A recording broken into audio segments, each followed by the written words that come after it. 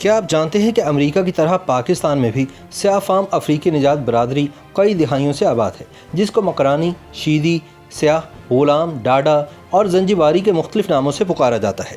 سیاہ اور غلام کا لفظ زیادہ تر بلوچستان میں پکارا جاتا ہے، جو ایک توہین آمیز لفظ ہونے کی وجہ سے افریقی نژاد افراد اپنے لیے استعمال نہیں کرتے۔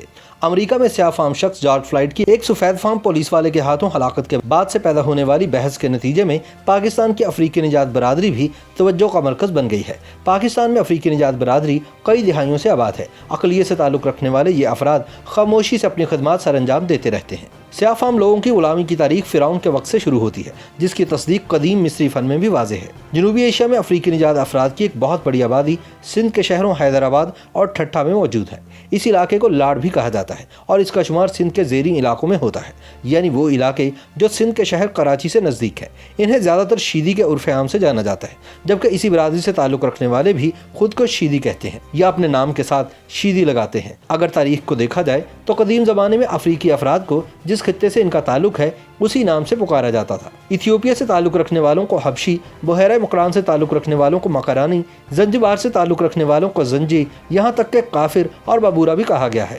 ان تمام ناموں میں شیدی آج بھی پکارا جاتا ہے۔ اس طرح برٹش راج کے دور میں بھی بمبئی میں ملکہ کے لیے بحری جہازوں پر کام کرنے والے لڑکوں کو شیدی بوائز کہہ کر پکارا جاتا تھا۔ پاکستان میں مقیم افریقی نژاد افراد اپنے لیے سیاہ اور غلام کے علاوہ کافر کا لفظ بھی استعمال نہیں کرتے، کیونکہ پاکستان میں بھی اس طرح کا تاثر بنا ہے، جس کے نتیجے میں طالبان کی طرف سے کیے جانے والے حملوں کے ڈر سے شیدی برادری سے تعلق رکھنے والے لوگوں نے خود کو عرب یا مسلمانوں کی ہی ایک شاخ بتایا تاکہ وہ ظلم و ستم کا نشانہ بننے سے محفوظ رہیں۔ افریقی نژاد افراد خطے میں جہاں جہاں آباد ہوئے وہیں کی تہذیب میں خود کو ضم کر لیا۔ کئی جگہوں پر ان کے لیے وہاں کی روایات اپنانا آسان بنا اور وہ ان کی شناخت کا حصہ بن گیا، جبکہ دوسری جگہوں پر ان کی منفرد شناخت قائم رہی۔ سندھ اور گجرات میں ان روایات کو اپنانے کا تدارک ایک طرح سے ہوا کہ شیدی کہلائے جانے والے افراد ایک الگ طبقے میں شامل ہوئے اور اپنی شناخت بنا پائے۔ دوسری جانب تاریخی مکران کے ساحلی علاقوں میں ایک دوسرے طبقے میں شامل ہو گئے۔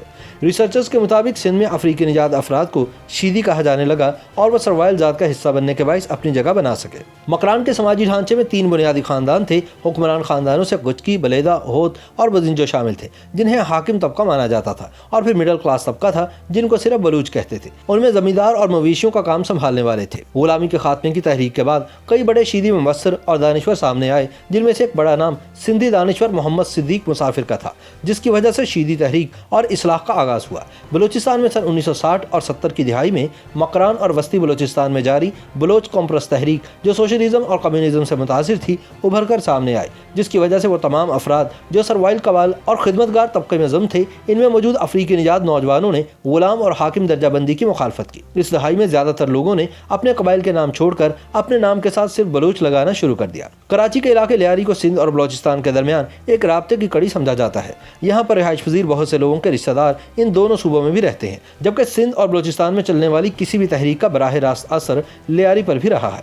برٹش دور میں بھی کئی ایسے سیاسی نمائندے سامنے آئے جن کے خاندان کے افراد کی جڑیں افریقہ سے ملتی ہیں یا ان کے آباء و اجداد وہاں سے ہجرت کر کے کراچی اور پھر لیاری میں آباد ہوئے۔ برٹش دور میں کراچی کے میئر اللہ بخش قبول کی والدہ افریقی نژاد تھیں، جبکہ انہوں نے خود ایک شیدی خاتون سے شادی کی۔ ان کے وکالت سے منسلک بیٹے عبدالستار سن 1970 کے انتخابات میں لیاری سے پاکستان پیپلز پارٹی کی نشست پر منتخب ہوئے۔ سن 1989 میں کراچی شہر کی آبادی میں تقریباً 3.5 لاکھ بلوچ بستے تھے۔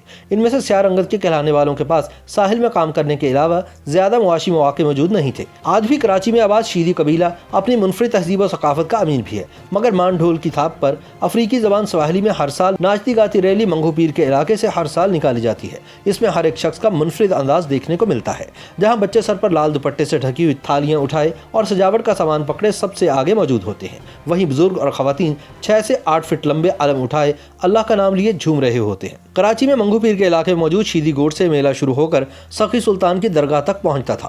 شیدی میلے کا انعقاد 4 گھرانوں کی ذمہ داری تھا، جن میں حیدرآبادی، کھارادری، لاسی اور بیلرا گھرانے شامل ہیں، جبکہ مختلف علاقوں میں قمبرانی اور بلالی کے نام سے بھی اس کا انعقاد کیا جاتا ہے۔ لیکن بدلتے حالات کے تناظر میں اب شیدی برادری گھرانوں کے تصور سے باہر آنا چاہتی ہے۔ YouTube پر گوگلی نیوز دیکھنے کے لیے youtube.com کی سرچ بار میں googly news T V type کریں۔ گوگلی نیوز کے پیج پر سرخ رنگ کے سبسکرپشن والے بٹن پر کلک کرنا نہ بھولیے۔ YouTube پیج پر اپلوڈ ہونے والی ویڈیوز سے باخبر رہنے کے لیے بیل آئیکن پر کلک کیجیے۔ آپ کو ہر نئی ویڈیو کے بارے میں نوٹیفیکیشن موصول ہو جائے گا۔